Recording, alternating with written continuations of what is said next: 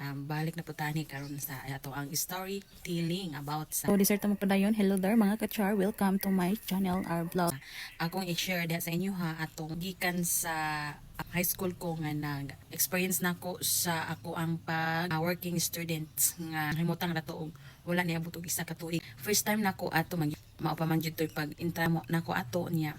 Mao ni ang ako ang experience nga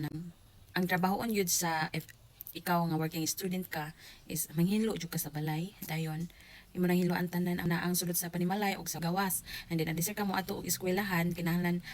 hinlo ang panimalay. So ako jud mo mata sa sayo jud ko mga alas 3 kay una na magdungag anya adisir magbubo og bulak anya 2 times nga kanang nalimtan bitaw ako ang dinugag nga napagod kay nahingag ko bulak bitaw sa gawas niya natudahan man danto nako og pasiga sa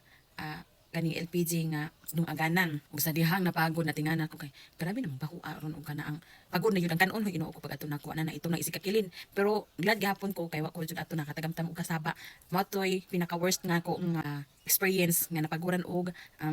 dinungag nga kanon inya mao toy lesson learned ako punto siya nga time kay dapat og naa ka sa isa ka trabahoan nimo imo punto tong implemente dumduman tong gibiyaan dito sa usa pero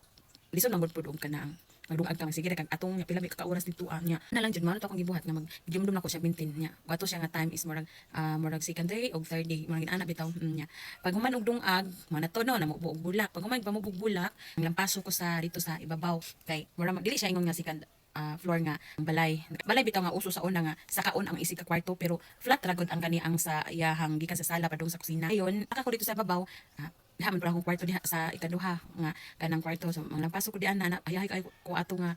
kahimtang nako ang lampasuhan tong mga sahog adisir tong dito sa kwarto dito sa ako ang amo niya kato akong amo mga around mga 50s na talito sila nga kay murag tigulang naman gusto sila niya kay murag parinti naman pud to na tuod pero dili nako siya kabisado nga pila na edad murag ako lang ning nadumduman ba kanang wala ko ka kuan og pila na edad ato nila niya butan man sila kaso kan akong gikuanan dito wa ko nagdugay kay ang akong una yung person is mingaw ikaduha na 2 times nga bana sa kanang akong amo nga babae nananaw siya mga picture atong adlaw nga time po to nga murag ting paniud to pero man ako tupang dungagan nang manatanan man nang hinlo na wanay lain ika istorya sa ako ang amo kato siya ni palito siya sudan nga luto daan unya kani si akong amo nga lalaki iyang kibali silbi na nagtanaw siya picture sa kanang album nga naka-album ba iyang gi describe sa ako ang iyang mga anak ug iya kong gi kamay sa wala pa ko ni doon dadto sa iyahang gustong ipahibaw nga mao ni ang nagpa-eskwela nimo ana ni siya ana dito ang istorya agoy kay katong nga time kay naman toy lamisa niya na iguranan si katong akong lalaki nga amo nya ang ako ni tan-aw pug ko kay wa man pug ko ingon nga mga malicious nga bulatan bitaw niya na agoy gipanilusan naman to siya agoy diha to nagsugod nga murag ko ganahan kay murag di wa siya ni salik sa ako